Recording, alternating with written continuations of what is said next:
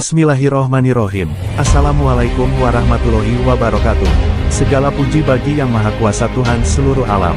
Semoga selawat dan keselamatan tercurahkan selalu kepada Nabi dan Rasul termulia, keluarga dan sahabat-sahabatnya. Di antara tujuan utama disyariatkannya nikah adalah mendapatkan anak. Rasulullah Shallallahu Alaihi Wasallam bersabda, "Menikahlah dengan wanita yang romantis dan subur, karena aku membanggakan banyaknya pengikut di hadapan banyak umat." Hr. Abu Daud Nasai, mendapatkan anak merupakan hak yang terlindungi bagi suami maupun istri. Karena itu, terlarang bagi suami untuk melakukan membuang air maninya ketika berhubungan dengan istri yang merdeka, kecuali dengan izin istrinya. Yang benar, sifat mandul, baik pada suami maupun pada istri, terhitung sebagai aib dan kekurangan yang menghilangkan salah satu tujuan nikah. Karena cacat yang menyebabkan bolehnya memutuskan ikatan pernikahan, tidak dibatasi dengan bilangan tertentu, menurut keterangan yang lebih kuat. Namun, semua sifat yang menyebabkan salah satu pasangan menghindar dari pasangannya atau menghalangi salah satu pasangan untuk bisa menikmati hubungan badan, atau menghilangkan salah satu tujuan nikah, terhitung sebagai aib yang membolehkan masing-masing untuk menentukan pilihan, antara cerai dan melanjutkan rumah tangga. Diriwayatkan oleh Abdur Razak dalam Musyanaf, bahwa Umar bin Khattab radhiyallahu anhu pernah mengutus seseorang sebagai petugas zakat di daerah tertentu. Ternyata dia menikah dengan wanita di daerah itu, padahal dia mandul. Umar pun bertanya kepadanya, "Apakah kamu sudah memberitahu istrimu bahwa kamu mandul, tidak bisa punya anak?" "Belum," jawab orang ini. Umar menasehatkan, "Sampaikan kepadanya bahwa kamu mandul, kemudian berikan hak pilih untuknya." Musyanaf Abdur Razak, No. 10347. Ini merupakan pendapat yang dipilih Ibnul Qayyim dan sebagian ulama mazhab Hambali lainnya, di mana salah satu pasangan suami istri berhak minta fasak gugat cerai ke pengadilan karena mandul. Jika telah dipastikan suami atau istri orang yang mandul, maka secara syariat, pasangannya dibolehkan untuk mengajukan fasak, dan wajib bagi hakim untuk mengabulkan keinginannya, dalam rangka menghindari hal buruk yang terjadi.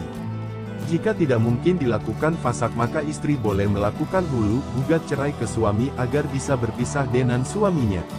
Kemudian, syarat bolehnya mengajukan fasak, suami atau istri belum mengetahui cacat pasangannya ketika akad nikah. Suami atau istri ini menikah dan dia tidak tahu pasangannya mandul.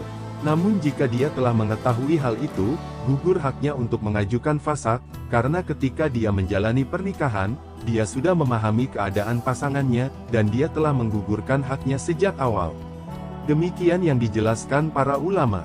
Oleh karena itu, tidak salah ketika seorang wanita mengajukan fasak karena suami mandul, dengan harapan bisa menikah lagi dengan lelaki lain yang memungkinkan bisa mendatangkan keturunan melalui izin Allah.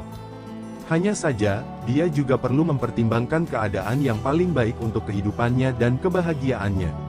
Menimbang dampak baik dan buruknya, dan memilih yang lebih mendatangkan manfaat, antara melanjutkan roda keluarga atau berpisah dengan suami.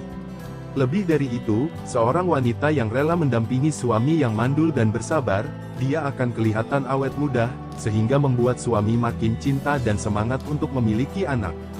Tidak perlu mempedulikan celoteh orang lain, termasuk kerabat. Berharaplah untuk mendapatkan pahala dari Allah, insya Allah ini lebih baik diharapkan bisa menjadi jalan untuk mendapatkan kedudukan yang tinggi di surga.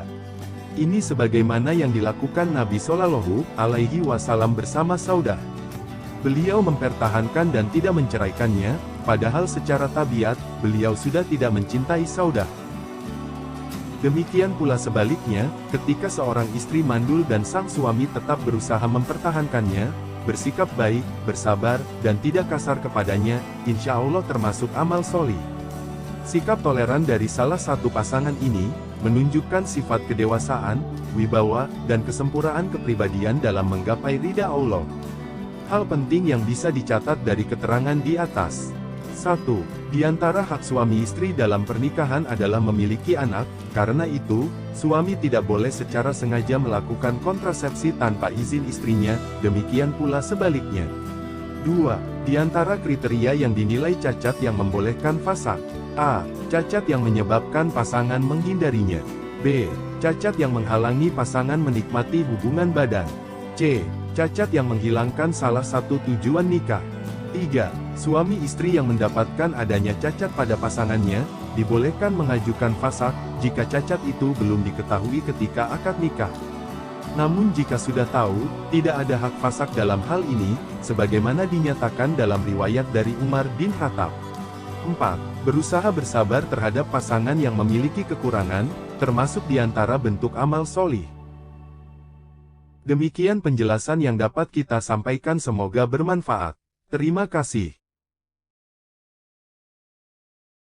Segala puji bagi Yang Maha Kuasa Tuhan seluruh alam. Semoga selawat dan keselamatan tercurahkan selalu kepada Nabi dan Rasul termulia, keluarga dan sahabat-sahabatnya. Wassalamualaikum warahmatullahi wabarakatuh.